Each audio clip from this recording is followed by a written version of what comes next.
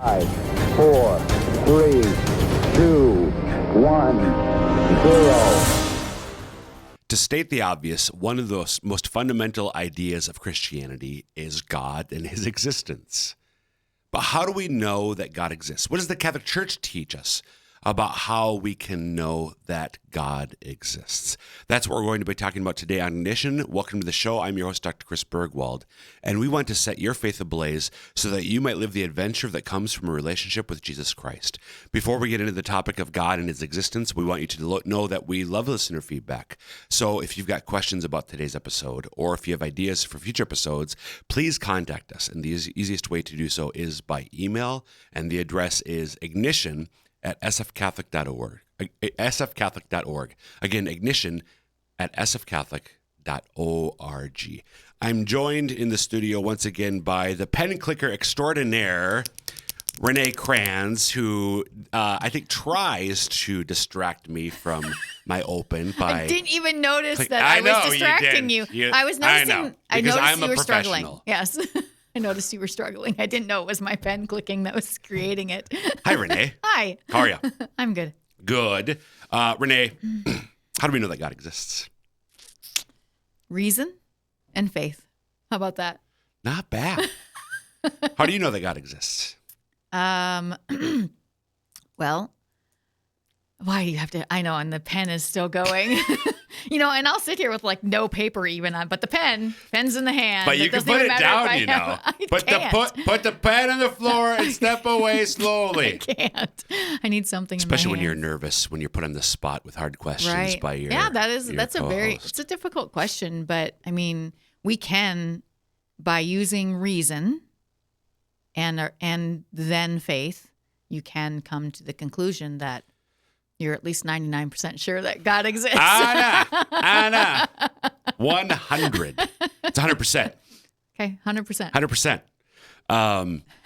So, and it's not just so what we're going to be talking about today, and we're very clear, is I want to talk about not just how Chris and Renae, what we say about this, but what the church formally teaches. Right. I mean, I don't know that I've said this on Ignition lately, but it's worth repeating. I'm not interested in your opinion. I'm not interested in my opinion. I agree. I'm interested in what the truth Right. is. So when it comes to how we can come to know God, that he exists, his characteristics, his attributes, etc., I want to know what the church actually teaches. Right. This is a conversation that I've heard on Catholic Answers Live on radio many times when they have, especially like they want atheists to call in, for instance. Why don't you believe in God or whatever it is? And the conversation is fascinating sometimes, and they'll come up with points that I'm like, oh, how are you going to answer that? And of course, the apologists with Catholic Answers always can answer it. So Right. But it's difficult. Yeah. It seems really easy for us because we've just believed this our whole lives. But if you don't believe it, it takes a little work sometimes. Just as we record, it's funny. As I'm recording this last night, I had a class. I do a class with a few high schoolers, a theology class. And part of what we do is sort of apologetics. Like, Sure. how do you answer questions about your faith? How do you defend your faith? And I really, this is going to shock you. I know it's going to surprise you, but I love to devil's advocate. Oh, yes, I know. It's one of the most frustrating things about you. Yes, it is.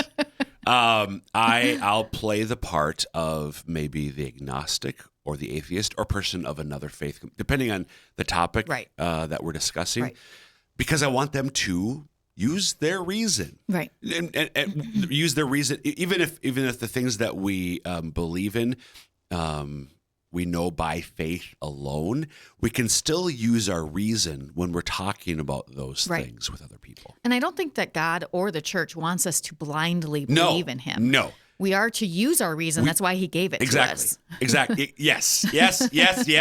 Hearty amen. Yes. Renae, that a huge part of my own conversion or reversion story was I wanted to know, how do we know this is true? Right. Why do we believe what we believe? Right. Why do we do what we do?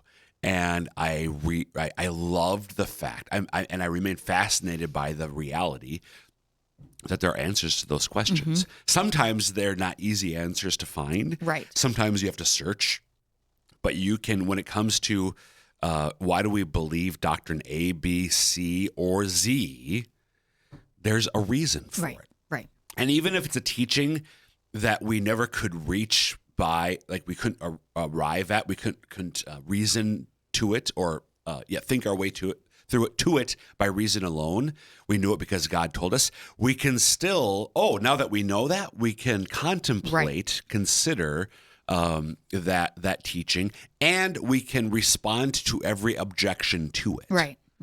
So the church wants us. I talked about this in a column for the Bishop's Bulletin some months ago. The church doesn't just tolerate our questions. The church encourages our questions. Right. The church wants us to think about why we believe what we believe, why we do what we do. Right. Jesus said, the greatest commandment is to love the Lord your God with all your heart, with all your strength, with all your soul, and with all of your mind. Yeah. If we don't ask questions, we may fall into doubt. So we need to ask questions. And asking questions by itself is not a sign of doubt. Right. I think it was Saint John Henry Newman now, who said that 1,000 questions do not add up to a single doubt. Right. Now, we do all doubt at certain points, but just to be clear, that asking questions is a good thing. Mm-hmm. Unfortunately, some of us, not too many anymore, but I still talk to people who, maybe when they were a kid, they experienced, or even as an adult, they asked a question of their priest or teacher, and I'm guessing that person was just having a bad day that day or whatever. I hope so. I had a dumb question, or like, what are you asking that question for? Mm-hmm. No. Ask questions. Think about your faith. As Catholics, we are not called to check our brains at the entrance to the church. We're called to bring our mind in its fullness. Right. So when we're talking about how that we can come to know God, the church is very clear that we can. This is one of those things where it's not a matter of faith alone. And you already spoke to this. We can use our reason. We can use our intellect to arrive at certitude of God's existence. Right. So there are proofs for God's existence. Now, and this comes up all the time in shows like Catholic Answers or books about apologetics, especially if you read or listen to the atheist objections. But even the questions, I know that when I started, when I was on my way back to living, believing, practicing as a Catholic, the proofs I was looking for were more like mathematical proofs. Oh, sure. Scientific proofs. Of Yeah. And particularly like even with scientific proofs, like proofs of a particular kinds of proofs, like very clinical or laboratory, or again, even mathematical, like geometric proofs or whatever. You were an engineer. So. I was an engineering major. I loved, and I still love math and science. Although my kids like, Dad, can you help me with calc? Sure. I'm like, I got nothing. It's been 30 years. I'm sorry. I wish I still had it. I have checked calc books out from the library before, but that's another story. That is a very nerd thing Bill, to do. Thanks, Bill. Bill can go anytime. Former producer extraordinaire at this point, Bill Seeley. The proofs for God's existence are more like the confidence, the certitude that we can arrive at that knowing that God exists. It's more like actually crime solving. Right. It's more like detective work. You're following the clues. In fact, he's an LA detective. He might be retired now. J. Warner Wallace, I think is his name. First name J, or the initial J, Warner Wallace, I think. But he's a cold case detective. And he had been an atheist, and he became Christian by using the same sorts of investigative tools that he used as a detective. Right. And that's what, so he wasn't the first one by any means. Many people have said it's much more akin to, legal work or crime solving, if you will, where I have absolute confidence that this guy did it. He did the deed. He did the crime. It's not a mathematical proof that he did it, but you have, so that the church uses in the catechism, says they're not, the proofs for existence of God are not in the sense of proofs in the natural sciences, to your point, Renae, but rather in the sense of converging and convincing arguments which allow us to attain certainty about the truth. So folks, if you want to look this up, that particular quote's from paragraph 31 in the Catechism of the Catholic Church, where the church says there are proofs for the existence of God, not in the sense of proofs in the natural sciences, but in the sense of converging and convincing arguments which allow us to attain certainty about the truth. So again, we can be certain, just in the sense that a detective is certain about who committed a crime. Right. We can be certain that God exists. Now, sometimes the detective gets it wrong. He does sometimes. But the reality is still, so that's true. But the point here is you can pile up so much compelling evidence. There's not the one, it's not like CSI, the one strand of hair solves. That's right. Like, most people tell you that's not actually how crime solving works. Right. But there's an accumulation of compelling, corroborating evidence that leads you to certainty about the nature of the crime and the evildoer. Right. So without a confession, yes. Yeah. If you have a confession, then you have absolute certainty. Yes. And that's what the Bible is. Yes. The confession, right? Sometimes people fake the confession, though. Well, sure, but not usually. I know. So, all of that to be said, we can know that God exists. I was just the other day was looking at a book on Amazon where the author, who's an atheist, like, well, now that all the proofs of God's existence have been debunked. I'm like, are you kidding me? So I just do want to say, if you are, because we do have sometimes folks write in who are not Christians or are not Catholics, sometimes are atheists. There are all sorts of resources out there today. So Catholic Answers is a Catholic organization, lay-led, lay-run, so laymen and women, that does great work responding to all sorts of questions and objections about the Catholic faith, including to atheists. And they will, so if you talked about their radio show, Catholic Answers Live, they will on regular occasion have, this is an atheist only hour. Right. So it's a live call-in show. So you can learn a lot, you really whether do. you're Catholic or not, about what the church teaches. So if you are an atheist and you're listening, we're not a live call-in show. But that would be really fun and interesting to do. Yes. But check out Catholic Answers Live. Do an internet search for Catholic Answers Live Atheist Call-In. Because you can find their shows on YouTube as well, and watch it there. Live. They have, but if you just Google Catholic Answers, God's existence, you'll find all sorts of written articles as well. Bishop Robert Barron. Has all sorts of YouTube videos, and those are just a couple of modern, people who are doing this work right now examples. But I mean, there are all sorts. Peter Kraft, another layman, a philosophy professor, he and Father Ronald Tiselli have a book on the Handbook of Catholic Apologetics, or the Handbook of Christian Apologetics was the title of the first edition. They have in that book just summary treatments, 30 proofs for God's existence. Right. There are Who Designed the Designer is not a thick book, and it requires you to think, but laying out one case, just methodically walking through how we can know philosophically that God exists. With the high schoolers that I last week when I kind of did how do you Christians know there's really a God? I played the role of the atheist. By the way, they said you're a better atheist than the atheists that we know. Maybe because you know their arguments. Because I know the arguments of the good arguments. Right. They went to miracles. Oh. High schoolers will go to miracles. Sure. That's one way. And I pushed back at that a little bit because I think there can be questions or challenges raised to the argument from miracles. You can't use that alone. Yeah, but they did a good job. Yeah. I applauded them. For One of my favorite books is actually not a Catholic, but it's The Case for Christ. I think that's Lee Strobel. Yep. Strobel? Yeah. Yep.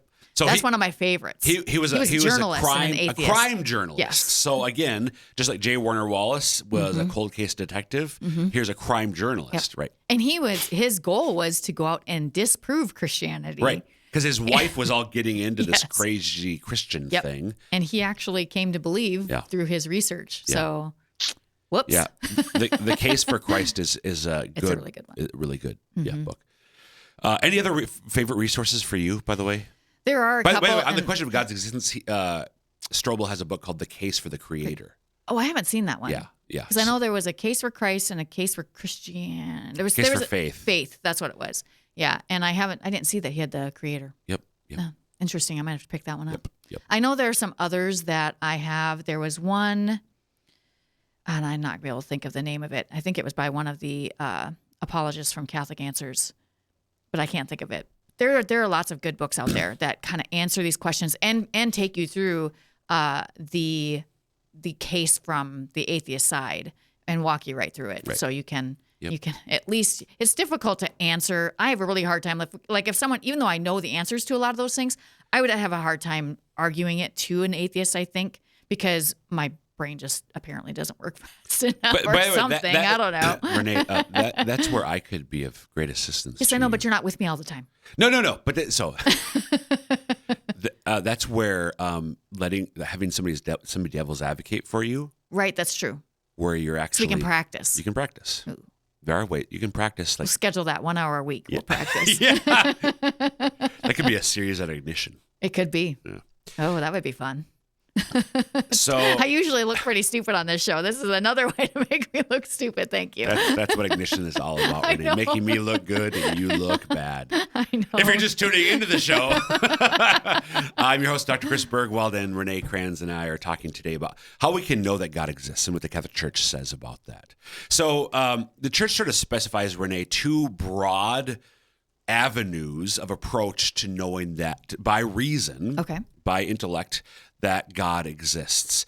Looking at the world around us and then looking inward to our own experience as human beings, so to the human person. So there are also sorts of ways, but the Church specifies in particular looking at the world around us and then looking at the human person. So again, I just want to read just briefly from the Catechism of the Catholic Church. This is paragraph 32 in the Catechism. So one of the points of departure, the avenues of approach to knowing that God exists, the physical world. So the world, starting from movement, becoming, contingency, and the world's order and beauty, one can come to a knowledge of God as the origin and the end of the universe. And it goes on from there, but I don't want to go. So as the origin and the end, or the goal of the universe. So starting from movement, becoming, contingency, and order and beauty. So it's important, like those are philosophical terms. So movement, I mean, it's not simply like me waving my hands like I'm doing right now. It includes that, but it's a broader concept. Contingency, the fact that there are things that exist but don't have to exist. Right. So one it's not convincing to the atheist because it's not an argument, but it's just, well, how do we know how do we know that God exists? By looking at the world around us, because there's stuff that exists that doesn't have to exist. Right. Everything we see, everything I see right now is contingent. Its existence is contingent. It means it doesn't have to exist, but it does. Why does it exist? And if you that again, that's my favorite question. Why? If you pull on that thread, why does this pen exist? Why do I exist? And well, it's because somebody made it. Okay, but they made it. But why does it exist right now? Okay, well, I exist because my parents. Okay, yeah, but why? And not necessarily go back in time. You can do that, but also, yeah, but you don't have to exist right now. Why do? And you keep asking why philosophically, you will arrive at the conclusion because we were created by absolute being, not contingent being. There must be absolute being, which is the source of all contingent being. Right. Again, I'm not. It's an in-depth argument. I didn't just make the argument. I pointed to like 2 or 3 points that are part of the argument. Right. But that's one way that many people have come to certainty about God's existence. Right. So what is the becoming part? So What does that mean? The fact that things change. So going from non-being to being. Okay. And then change in how they be. Okay. So I grow, I change over time. Well, if you analyze that reality philosophically, you arrive at there must be a creator. Right. Who is Because there's the some sort of origin plan and behind end. all of that. Yeah. Unfold. Yep. Okay. The world's order and beauty is related to that too. Okay, so that's the world. Now, the church also says, paragraph 33 in the Catechism, the human person can be a point of departure for knowing that God exists. With his openness to truth and beauty, his sense of moral goodness, his freedom in the voice of his conscience, with his longings for the infinite and for happiness, man questions himself about God's existence. In all this, he discerns signs of his spiritual soul. The soul, the seed of eternity we bear in ourselves, irreducible to the merely material, can have its origin only in God. Mm-hmm. So by looking inward at my desires, at what I long for, at what I think about how things should be, looking at the reality that I have an immortal soul, I can arrive with certainty at the conclusion that God exists. Right. So for me, like one of the strongest argument, maybe the strongest argument for God's existence is the problem of evil and suffering. Right. Why do bad things happen to good people? Right. And a lot of people see that as the best argument against God's existence. Sorry, that's Yes, that's that's right. what you. The strongest that's argument against Yes. God's existence. Maybe you said that when I just didn't maybe hear I it did. that way. That is the strongest argument for God's against God's existence in the mind of many people. The way that I turn that around. Okay, so we have an explanation for why God permits evil to happen.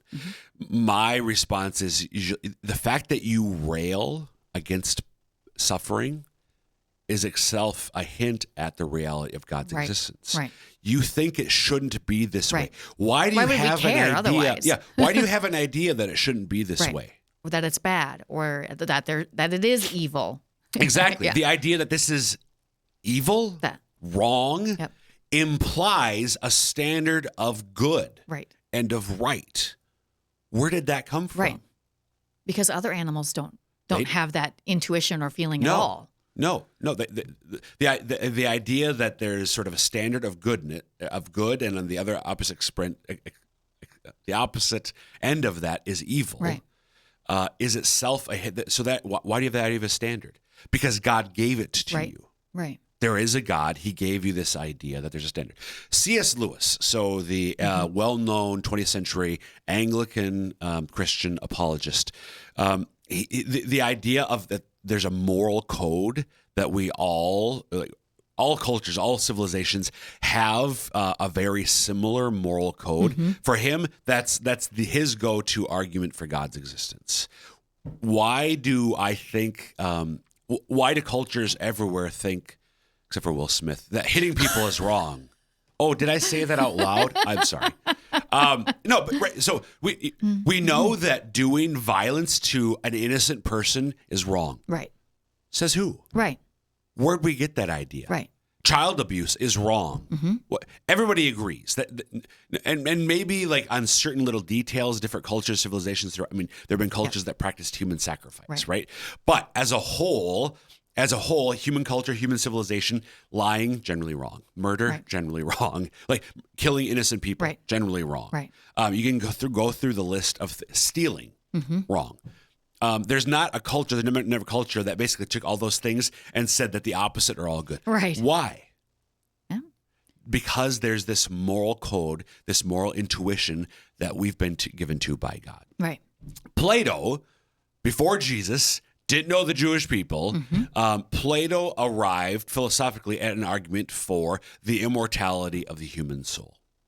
See, I find that fascinating because I know there are also atheists who will argue that we don't have a soul. Oh, right. Well, Which I don't know how you prove. Well, Plato that and either. Aristotle believed in the unmoved mover. I mean, the uncaused cause before Jesus, not knowing the Jews. Right. So again, philosophically, you know from the world around us Aristotle, looking at movement, contingency, becoming.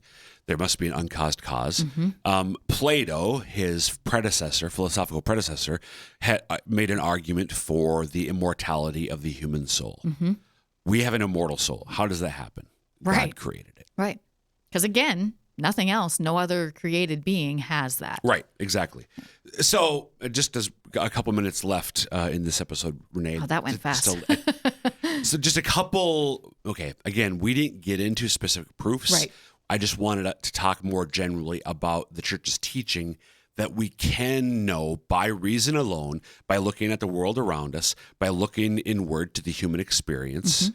We can have certainty. The church says you can have certainty that God exists. And this was defined, so again, we were quoting from the Catechism, but in the late 19th century, 1870, 71, the First Vatican Council, the Pope and the bishops were emphatic and they were definitive that you can know by reason alone that God exists. Right. Now, the great thing is most of us don't have the intellect of a Plato or Aristotle. Right.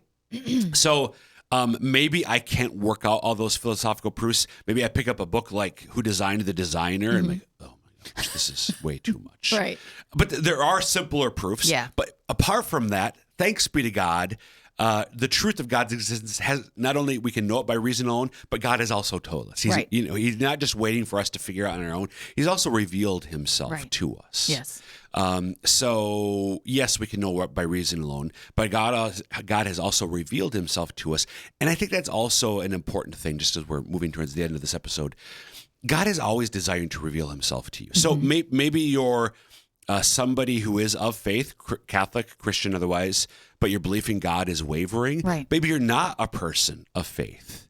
But if you're open to the possibility, ask God for confidence, for knowledge, for certainty that he exists. If you're open to that, make that little prayer.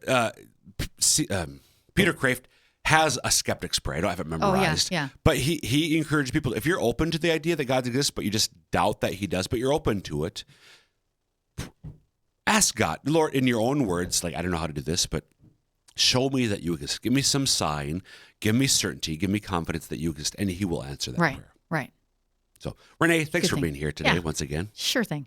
And folks, that will wrap up this episode of Ignition. If you have questions about this episode or ideas for future episodes, please contact us. The address is ignition@sfcatholic.org. Again, ignition@sfcatholic.org. And may God bless you.